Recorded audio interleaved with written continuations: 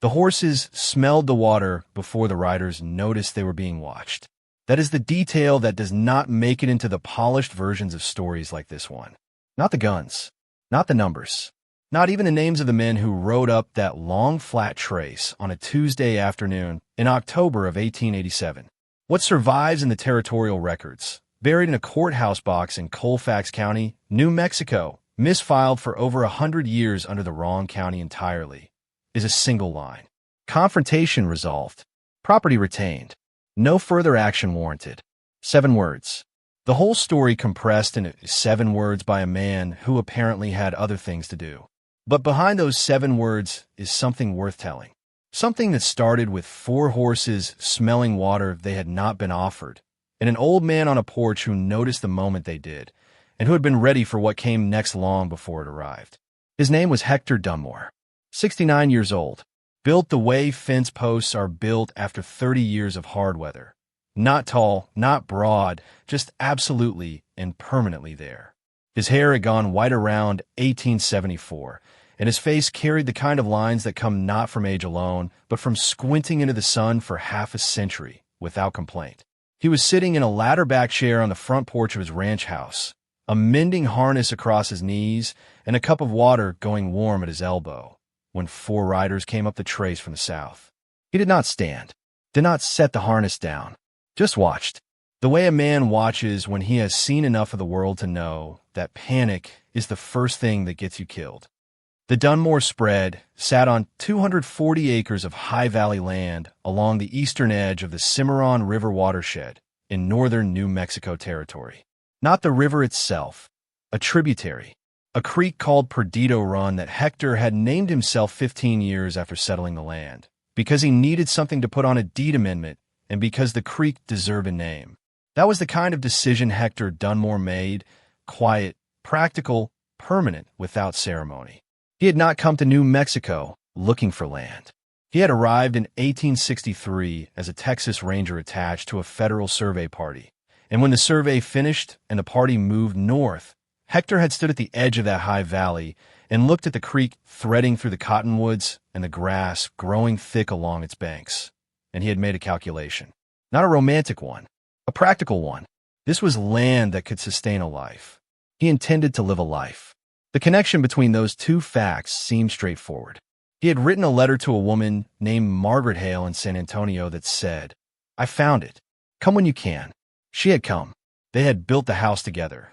The 2 of them and a Mexican vaquero named Peso, who had been 17 years old at the time and was now pushing 60 and still worked the Dunnmore land. Because as Peso put it, whenever anyone asked, the pay was fair and the coffee was honest, and he had nowhere better to be. There had been a son, William, who was 29 now and working cattle dries up in Colorado, sending money home every 3 months with a letter that always ended the same way. "Tell me when you need me, and I will come." Hector had never sent for him. He was not the kind of man who asked for help until the asking was unavoidable. Margaret had died in the spring of 1881. A fever, fast and thorough, the kind that gives no warning and accepts no argument. She was buried in the south corner of the property under a cottonwood she had planted herself in the 2nd year on the land, because she had said she wanted shade to sit in when she was old. She never got to be old in it.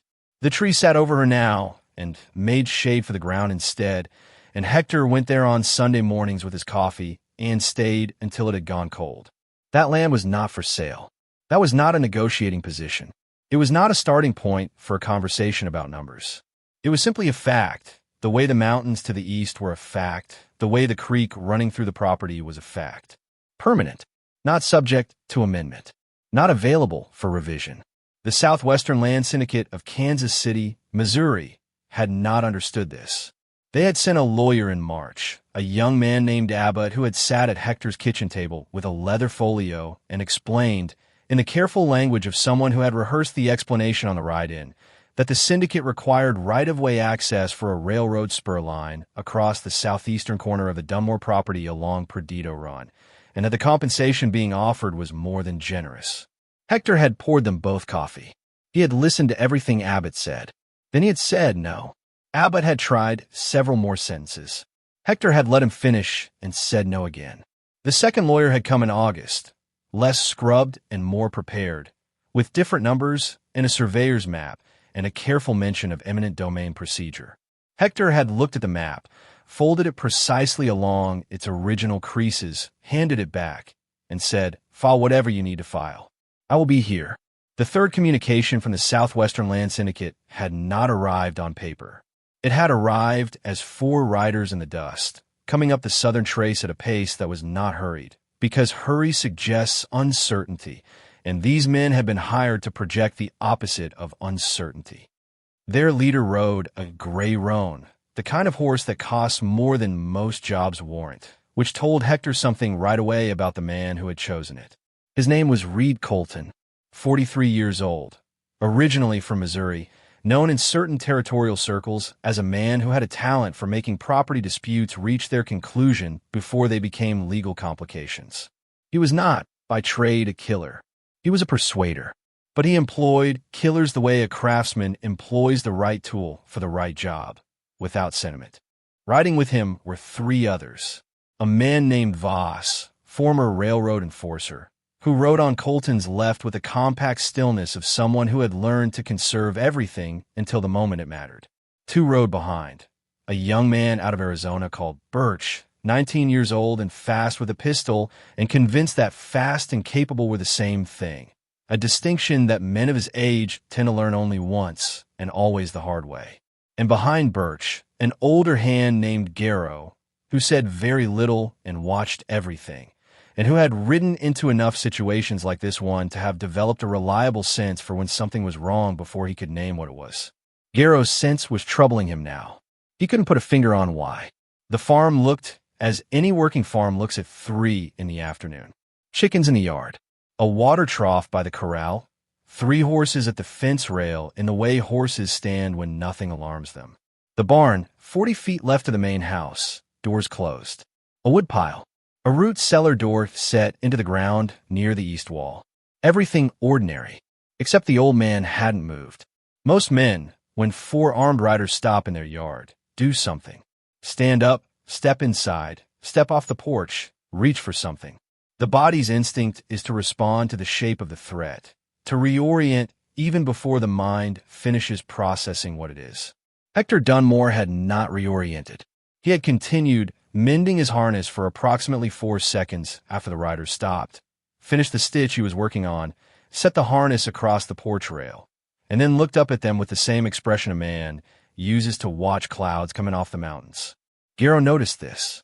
He did not say anything about it yet. Colton tipped his hat. "Mr. Dunnmore, you know why we're here." Hector looked at each of them in turn. Not nervous scanning. The slow, deliberate inventory of a man counting what he needs to count. He looked at Colton, then Voss, then Birch, then Garrow, and his eyes came back to Colton and stayed there. "I expect I do," Hector said. "The syndicate has been patient," Colton said. He was good at this, the measured opening, not threatening. The suggestion of reasonableness extended like a rope the other man could use to climb down from his position if he was inclined. 2 offers, both fair, both declined. "They've asked me to have a final conversation." "You've had it," Hector said. Colton's expression did not change. He was too experienced for visible reaction, but his horse shifted slightly, the animal responding to something it felt in the body of its rider before the rider acknowledged it himself. Garrow saw it. Here is something the 4 riders could not have known, and something the territorial record does not mention, but which explains everything about the way that afternoon went. Hector Dunnmore had been a Texas Ranger for 22 years. He had started at 21, in an era when ranging was less a profession than a state of continuous emergency, and he had ended at 43, when he rode north to find his valley and build something that did not require him to bury anyone else. In those 22 years, the records document 41 confrontations, probably more that the records don't. He had been shot 3 times, twice on purpose and once by mistake, and the mistake had hurt worse because it was embarrassing. What 22 years of that work give the man is not bravery. Bravery implies the presence of fear being managed. What it gives him is something closer to arithmetic, the ability to look at a situation the way an engineer looks at a structure, not with emotion, but with the cold clarity of someone calculating load-bearing capacity. For men, known positions, known sight lines, 3 weapons visible, which means there may be more concealed. One of these 4 men is genuinely dangerous in a way the others are not. Find him. Weight the calculation accordingly. Garrow was the one. Hector had known it in the first 30 seconds of watching him ride up. Colton, still on his horse, try the next sentence. The syndicate has avenues beyond your consent, Mr. Dunnmore. I want you to understand that before. Colton, Hector said, the first time he had used a man's name. The effect was immediate and small, the faintest recalibration in the set of every pair of shoulders in that yard. Men respond to their names in a confrontation the way a compass responds to a magnet. Something snaps to attention before the thinking starts. You came here to frighten me into signing a paper, Hector said. No inflection in it. The way you state a mathematical truth to someone who has not yet done the calculation. That is the job. I understand the job. A man takes a job, he sees it through. He set his hands on his knees. But you need to understand something before you decide how the next 10 minutes go. He stood up, slowly, not with the careful movements of an old man managing his joints, with the unhurried deliberateness of a man getting up because he has decided to get up because everything in this yard happened on his schedule, and no collection of horses or hardware in the world was going to revise that. I built this property with my wife, he said. She is in the ground here, has been since 1881. He looked at all 4 of them, steady and level, the way a man looks at a problem he has already solved. And I will be in the ground here too, before I sign anything with the syndicate's name on it. He let that sit for a moment. Boys, Hector said, and his voice came out even and dry as the October air. You picked the wrong farm. 3 things happened in the next 4 seconds that Reed Colton had not been paid to expect. The barn doors opened. Not fast. Not with any drama. They swung outward on their old iron pintles with a long creak of hardware that had been through too many seasons. In the rectangle of shadow between them stood a young woman of about 22. She was wearing work clothes, dark hair pulled back under a battered hat, and she was holding a Henry rifle that was already shoulder-mounted, already aimed, already still in the particular way that a rifle is still when the person behind it has finished moving and found the target. Her name was Cassie Dunnmore. She was William's daughter, Hector's granddaughter, and she had come to stay at the ranch 6 weeks ago while her father worked a contract drive up in Colorado. She had been on this land long enough to learn the way land teaches itself to the people who work it. The sight lines, the distances, the way sound carried across the flat yard in the afternoon when the wind lay down. She had been inside that barn for 20 minutes before the riders arrived. Hector had sent her there with 4 words when the dust first appeared on the southern trace. Take the Henry. Wait. She had waited. She was done waiting now. The second thing Colton had not expected was the water tank. It sat on the east side of the yard, a round wooden tank, waist high, used to gravity feed the stock troughs. Behind it, sitting in the shadow it cast against the afternoon sun, was a man of about 60 with a wide flat hat and a shotgun across his knees, and he had been there, if you studied the geometry carefully, for the better part of an hour. Peso had worked this land for 42 years. He knew every foot of it. He had learned, somewhere in those 42 years, the particular skill of making himself part of the landscape in the way that objects belonging in a place belong. The water tank had a shadow, and in the shadow there was a man, and the man had been there long enough that the corral horses had stopped noticing him, which meant the arriving horses would not react to him, which meant the arriving riders would not look for him. They had not looked for him. Garrow found him anyway. 3 seconds after the barn doors opened, Garrow's eyes swept the yard and the hard, experienced arc of a man who had spent decades inventorying threat, and landed on the shadow of the water tank, and on the shape inside the shadow that a shadow alone does not have. Garrow went still, not reaching for anything, just still, the way a man goes still when he has arrived at a conclusion he does not like. That was the third thing Colton had not expected. The expression on Garrow's face. The arithmetic of the yard had rearranged itself completely, and everyone in it felt the rearrangement at the same moment. The way you feel a scale tip when the weight on one side becomes absolute and final. 3 guns. 3 people who had been in position before the riders arrived, who had decided long before this afternoon exactly what they were prepared to do and exactly where the line was. Hector, with his old Colt Walker now visible on his hip, having appeared there with the same quiet inevitability with which he had stood up from his chair. Not suddenly, not theatrically, just present. Cassie with the Henry at her shoulder, motionless. Peso in his shadow with the shotgun angled at the group. Birch's hand moved. Not a full draw, a twitch, the involuntary muscle pull of a young man whose reflexes outran his judgment. The Henry tracked 2 degrees, and its hammer went back with a sound like a door latch catching, and Birch's hand stopped with his pistol still in its holster. Nobody breathed. That is a Henry repeater, Hector said conversationally. The way a man identifies something at a dinner table. 16 rounds. My granddaughter shoots it at 200 yards without thinking about it. He looked at Birch with the patient regard of a man explaining something simple. You are not 200 yards away. Birch's hand moved back to his saddle horn, the decision visible on his face. Pride losing to something more persuasive. Voss had gone completely still, both hands on his reins, looking at Peso with the expression one experienced man gives another when he understands a situation has already been decided.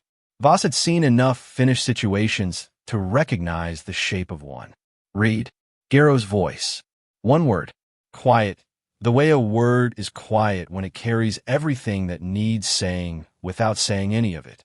Colton sat on his gray roan in the center of all of it, his eyes moving from Hector to Cassie to Peso and back to Hector, tracing the triangle of coverage, finding no gap in it. He was not a stupid man.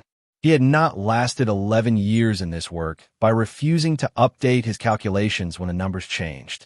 The numbers had changed. There was no version of the next 10 minutes that ended well for the 4 of them.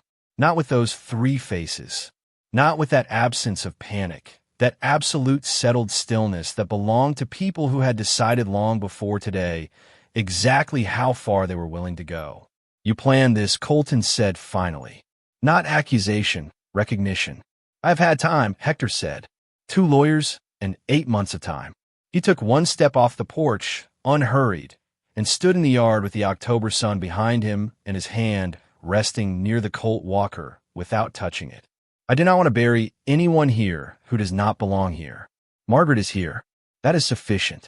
A pause. But I will. If that is the direction this goes, I will, and I will sleep the same as I always sleep, and this land will still be mine in the morning. He was not trembling. He had not trembled once since the riders appeared on the trace. In the whole of the West, in all the records of confrontations between working ranchers and the kind of men sent to remove them, the thing that is almost never written down is this. The violence that ended quickly was almost always ended not by the first gun fired, but by the first man who looked into another man's face and understood that the other man had already finished calculating and found the number satisfactory. That was what Reed Colton was looking at right now. Not bravado, not performance. The finished arithmetic of a man who had been through worse than this and arrived here on the other side of it, standing on the one piece of ground he was not going to leave. Hector said one more thing. Now you know what you rode into. Colton sat on his horse for a long moment. Longer than pride usually permits. The real calculation happening behind his eyes.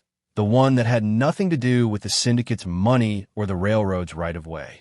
The one that was just survival arithmetic, performed honestly by a man intelligent enough to perform it that way. It was Garrow who settled it. He turned his horse, slowly, without speaking, and walked it back toward the southern trace at a pace that said everything. That he had closed an account, that the ledger was done, that nothing in that yard had any further claim on his time. The simple, definitive movement of a man who knew when a thing was finished. Voss followed. Then Birch, his face working through something that had not finished resolving when he turned away. The young man's version of the same arithmetic, performed with less practice but arriving at the same place. Colton looked at Hector for a moment longer. His face carried the particular expression of a man revising a category he had held for a long time. Not the category of this farm, specifically.